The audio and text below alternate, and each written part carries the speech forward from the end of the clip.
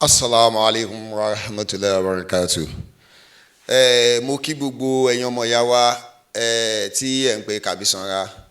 Mo fi àsìkò yìí mo fi ń dúpẹ́ lọ́wọ́ gbogbo yín torí ìfẹ́ náà ni ẹni sí Kàbísànra. Gbogbo ẹ̀yin tẹ́ ní Kàbísànra ọ̀rọ̀ kinní kan má dá sí kinní kan kò ní bàjẹ́. Kódà ààrẹ ni tó pe àáfàá mi tí mo wà pẹ̀lú wọn pé Kàbísànra yẹn kinní kan Ọlọ́run ní jó bàjẹ́. Kódà mo rẹ́yìn ọ̀kan gan tó ní òun ti ẹ̀ hétí ìmọ̀ọ́mù Ògbómọ̀ṣọ́ yẹn òun hétí ẹ̀ gan ìgbéraga ẹ̀ pọ̀ ó dà kò sí wàhálà gbogbo yín náà lákì ẹ ṣe. Àmọ́ ṣe rí ọ̀rọ̀ tó wà ńlẹ̀ yìí gbogbo ẹ̀yin tẹ́ ẹ̀ advice àdúpẹ́ yín táwa ń sọ òótọ́ ọ̀rọ̀ tó wà nídìí ọ̀rọ̀ yìí làwa ń mú jáde kì í ṣe pé bóyá ẹ wá wòye pé bóyá àbí à ń parọ́ àbí nǹkan kan àwọn ò ní parọ́ òótọ́ tó wà nídìí ọ̀rọ̀ yìí làwa ń mú jáde a sì ń ṣàlàyé.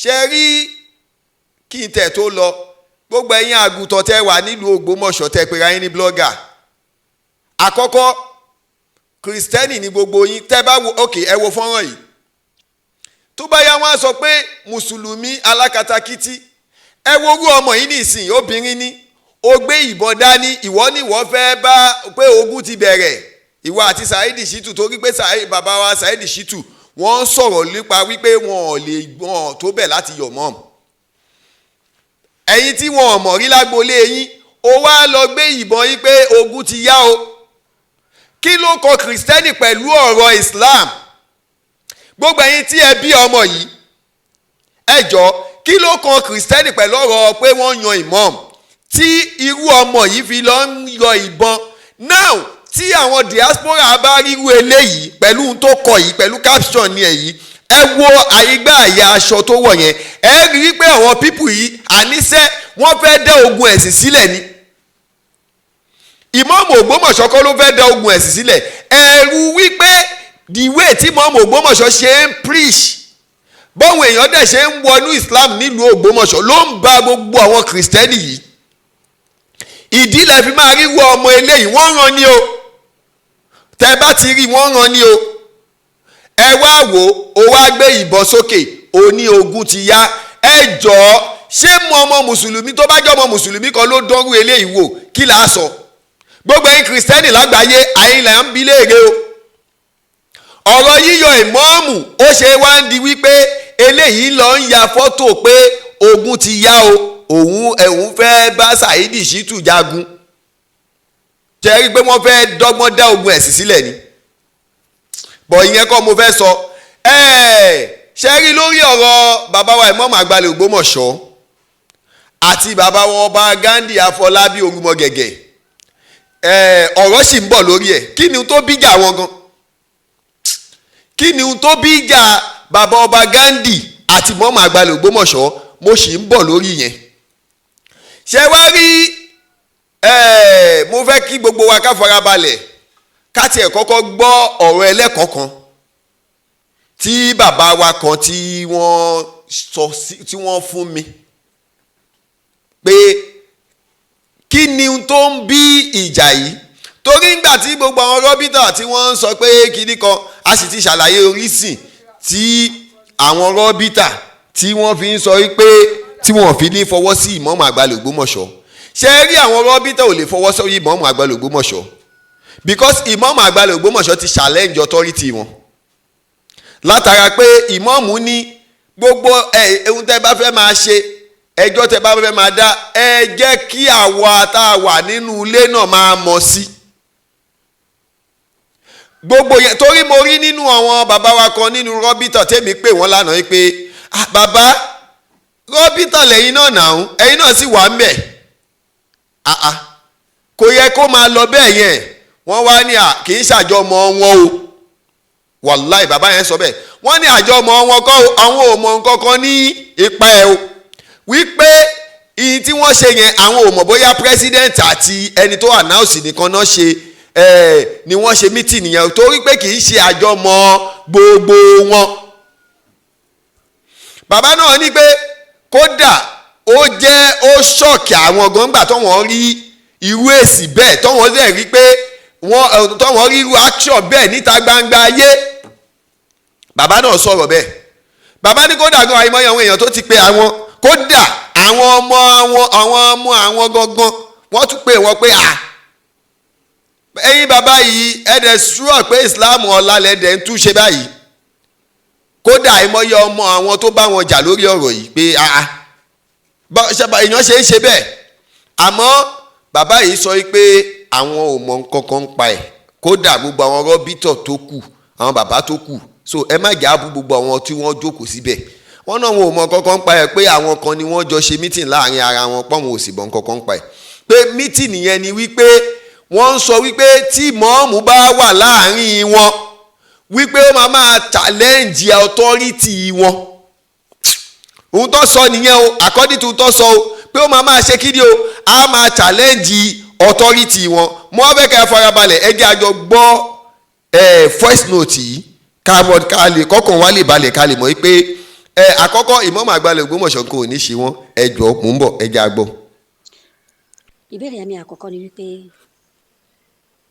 àwọn ni wọ́n kù ní Rabbitatul A'imma wal Ulama náà àwọn ni wọ́n kù bẹ́ẹ̀.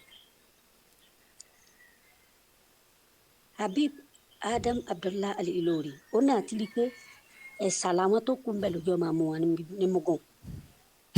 ṣé ń gbọ́. láàrin tí Habib dẹ̀ ń sá àti gbogbo àwọn òmùgọ̀ yòókù ni pé láti sọ Habib di Amirul Muslimin fi biladi Yorùbá kafatan. kò jọ. aw qatibatan ni Habib fẹ́ sọ̀rọ̀ ẹ̀dá. wọ́n máa wo bí tiẹ̀ ẹ̀ ń bọ̀ pé máa wo bí tiẹ̀. Ọlọ́run máa fi ṣe ń tó nkẹ́ ọlá bàbá tó bí lọ́njẹ ọ wá ń jẹ́nà kò tí ì wá fìtàn gidi kan téèyàn fi máa rántí bàbá ńlá tara rẹ̀ kò ì fi sílẹ̀ kò tí ì fìtàn gidi sílẹ̀ táfi wá máa tàtàrà Sheikh Habib rántí Sheikh Adam bí kò tí ì fi sílẹ̀ náà. Allahu Akbar. jágbàgbé ti Habib Amirul Muslimin náà lọ fẹ́ jẹ irọ́ ló sì pa gbogbo àwọn bàbá tí wọ́n ṣẹ́kù ní Rabbita yẹn àwọn tó kù láàrin wọn gẹ́gẹ́ bí ọ̀jọ̀gbọ́n mi ò mọ̀ wọn o ṣùgbọ́n gẹ́gẹ́ bí òye mi ṣe ń sọ bóyá ni wọ́n fẹ́ ju 3 àbí 4 lọ tó definitely kí ló ń dara rẹ̀ láàmú sí lórí pé kọ́ máa bá wọn tó wọn lágbóyé kó kúrò níbi kọ́ àmọ́ wọn jókòó wọn à ní kankan tí wọ́n fẹ́ ṣe ju wípé kí Habib àdúgbò pàṣẹ ní lórí lẹ́yìn eléyìí ká máa kírun sẹ́ni ọba kú láàrin wọn láà Allahu Akbar. lẹ́yìn eléyìí kí wọ́n dẹ̀ máa dájọ́ oṣù àwẹ̀ tẹ́lẹ̀ dájọ́ oṣù léyà bóyá kí ló tún kù fún wa ní Rabbita. Allahu Akbar. kí ló tún kù Amẹ́ríkà ń pariwo bí òun bọ̀ àwọn kírísítẹ́nì nìkan ni wọ́n ń pa àwọn mùsùlùmí ní pààyàn kí ni Rabbita sọ sí i. Allahu Akbar. ìwọ tó bá tó wá jẹ́ spokesman tó lè máa sọ̀rọ̀ tó lè máa ṣe gbogbo ẹ̀ bọ́nà ni kò kúrò kò sí plan work kankan kúrò bí kì í ṣe pé gbogbo ẹ̀ tó ṣẹ́kù ń bẹ̀ yẹn pátá aláròjinlẹ̀ àárín wọn ojú méjì lọ. Allahu Akbar. wọn kì í ṣe gbogbo òdodo náà lè yẹn gbọ́dọ̀ sọ inú òfin sọ̀rọ̀ nítorí pé àyòkù òkè máa lẹ́nu pé bàbá dàmú tó dá kínní lẹ̀ ó mọ ní kínní jẹ́ ká bí bọ́ bàjẹ́ kúrò ń bẹ̀ ńgbọ́ bá padà yá wọ́n padà tó kójọ padà tí wọ́n gbé kalẹ̀ lórí Al-Qur'an wa Sunnah òní wọ́n fi máa ṣèdájọ́ fún wọn. Habib òpìlẹ̀ gba ti Sultanu Sokoto níbo ló máa ń kó wọn bàbá yẹn náà lọ gàlúgà èwo ló ní mà lọ́pọlọ nínú wọn tọ́ba yẹn lẹ́yìn pé wọ́n gbójúlé jálàbí nankali àti pé kíní kan ni wá nílùú wa ní gbójúlé tẹ́bí ṣe gbójú ẹ̀ ṣe kò sí kankan mímọ́ dágbàgbé táwọn eléyìí. ṣé àwa ní ti sáìdì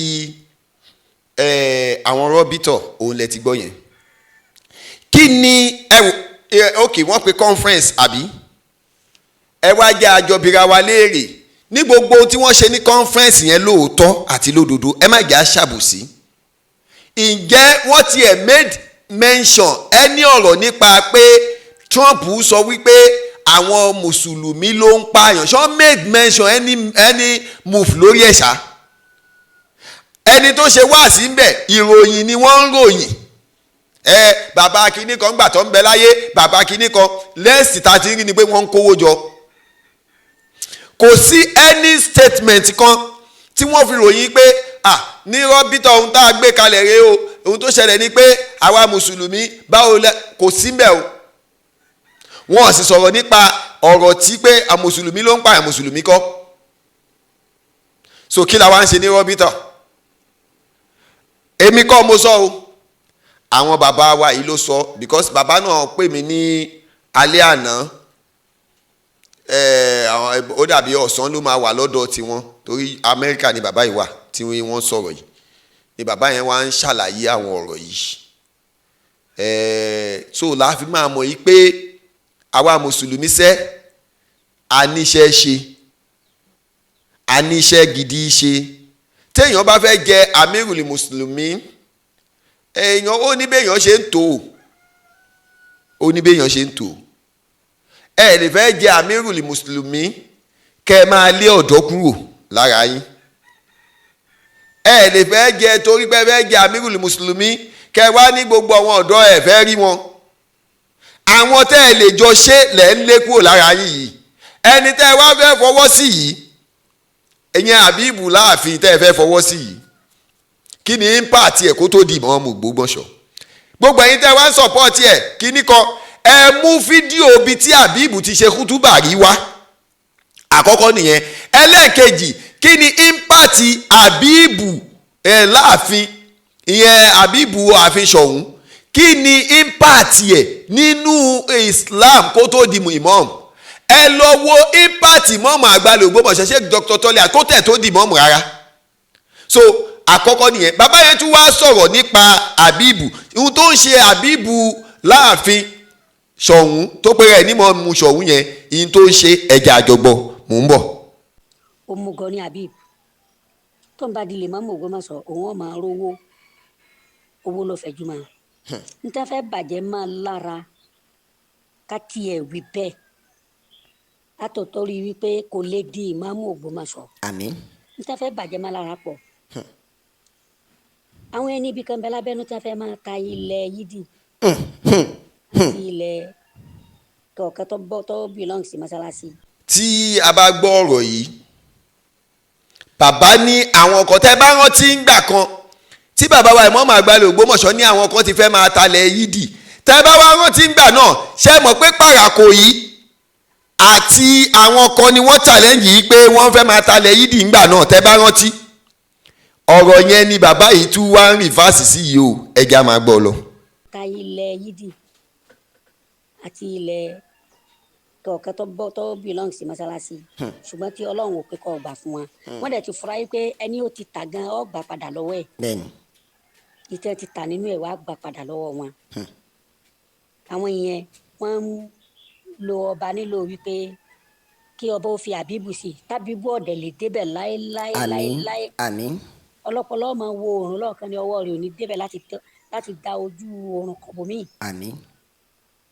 Ọlọ́pọlọ máa wo òṣùpá lọ́ọ̀kan ni, tàbí tábà tẹ̀ láǹfààní bí àwọn NATO àbí nata ni bí wọ́n ṣe lọ síbẹ̀ àtàwọn tó ń ṣiṣẹ́ pẹ̀lú makoko fadọ́ bí wọ́n ṣe lọ tẹ́kọ̀ lọ mú tó wù wọ́n bẹ́ẹ̀ wọn ò tó bẹ́ẹ̀ kí wọ́n gbé òṣùpá gba ọ̀nà bòmí.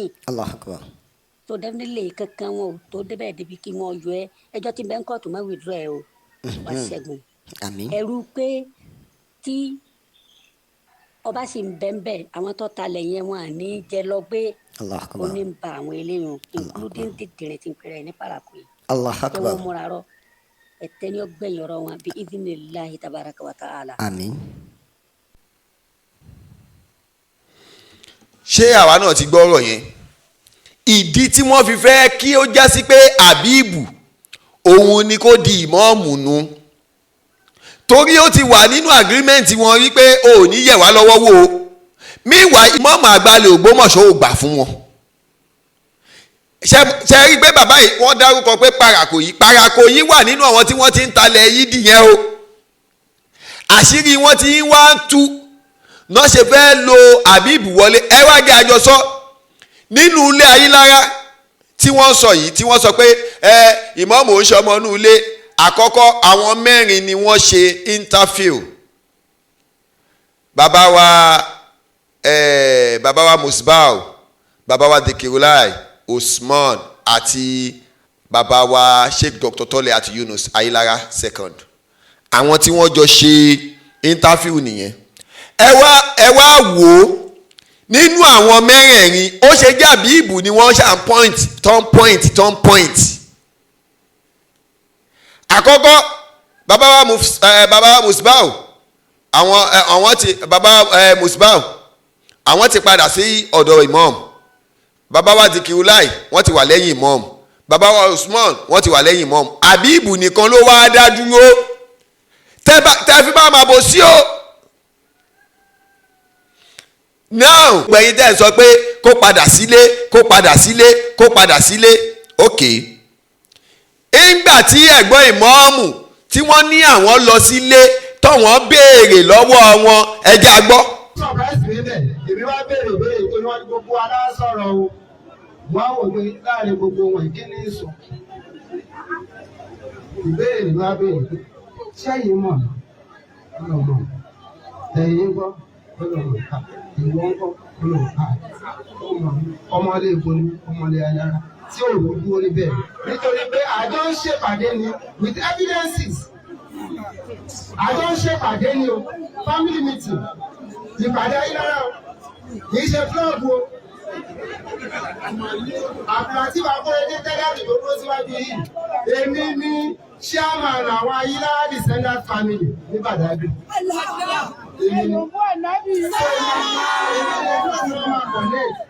Láti bá àwọn ènìyàn wa èmi yẹn náà ni wọn àkọlẹ̀ láti kó gbogbo ènìyàn àwọn wa láti ṣe meeting ní ayélujára lókè àgbẹ̀dẹ.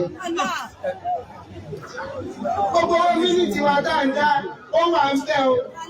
Ọ̀rẹ́kọ̀ àníkọ́pì tiwa. Eléyìí tá à ń sọ sí bàǹkà ní tẹ́lẹ̀sì wa. Pictures tájọ ọjà ó wà ń bẹ̀. Ìkòyí dè níbi tá a ti ṣẹ̀ wá. Àjọ bẹ̀rẹ̀ pílánì family house tá a fẹ́ kọ́ bẹ̀ ni. Ṣáwa náà ti gbọ́rọ̀ yẹn. Ilé wo lẹ tún wá ní kó padà sí yàrá. Bàbá wa Ọba Gandhi ìlú ò ní dàrú mọ́ yín lọ́wọ́. Ṣé rí gbogbo ẹ̀yin Kristẹni tẹ́ fẹ́ dá ogun ẹ̀sìn sílẹ̀ látara àti ọmọ tó gbébọn dání yìí. Ṣé rí ẹkọ̀ ń fẹ́ kó bá ìlú ni. Torógun ẹ̀sìn lẹ fẹ́ dálẹ̀ ní ìsìn o ti ń wage war without war. À ń ṣàlàyé ọ̀rọ̀ ẹ̀yin ń pète ogun torí tó o bá pète ogun ni ìwọ ò ní wọṣọ kó o gbébọn dání kó o ní ogun ti dé. Ogun wo ló dé? Ta ló ń bá yín jagun? Ṣé ọ̀rọ̀ kìrìsìtẹ́nì kan mùsùlùmí ni? Ṣé bí n tó afẹ́ yàn mọ́ọ̀mù kò yàn mọ́ọ̀mù kí ló fi kọ kìrìsìtẹ́nì? Now nígbà tó o gbé aṣọ àti ìbọn tó o lóò ti fẹ́ lọ jagun o fẹ́ bá Saheed Shittu jà ṣé mi tiẹ̀ kó ṣé mi àwọn ìran rẹ kó láti bá Saheed Shittu jà àti ìkànnù yín ẹ̀yin obìnrin ẹ̀rín yìí sì ń pa mí. Ọlọ́run ní já rógun o, Ọlọ́run ní já rógun àní rí wàhálà. Ẹ jọ̀ọ́ nítorí tọlọ́run gbogbo ẹ̀yin kìrìsìtẹ́nì ẹ bá àwọn ọmọ yín sọ̀rọ̀ o. Ọ̀rọ̀ mùsùlùmí là ń sọ o. Èyí tó lọ gbé bọ́n dání yìí ẹ bá sọ̀rọ̀ o, ẹ bá sọ̀rọ̀. Ọ̀rọ̀ mùsùlùmí ni kò sí sọ̀rọ̀ ogun. Ọ̀rọ̀ wípé àlàáfíà ni. After all ìmọ̀ọ́mù ti jẹ ìmọ̀ọ́mù after 2 years tí ìmọ̀ọ́mù di ìmọ̀ọ́mù lọ́ba Gandhi ṣẹ̀ṣẹ̀ jẹ́ o. Ìmọ̀ọ́mù wà nínú ẹni tó install ọba Gandhi o.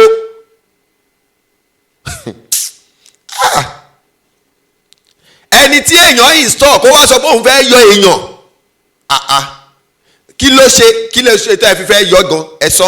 Àmọ́ lórí ọ̀rọ̀ ìmọ̀ọ́mù àti ọba Gandhi kí ni tó fàjà wọn gangan, kí ni tó dá wàhálà lẹ̀ láàrin wọn, tó bá di next video mi ẹ máa gbọ́. Ọlọ́run ní jó bàjẹ́ fẹ́ ní kankan wa. Assalamu alaikum.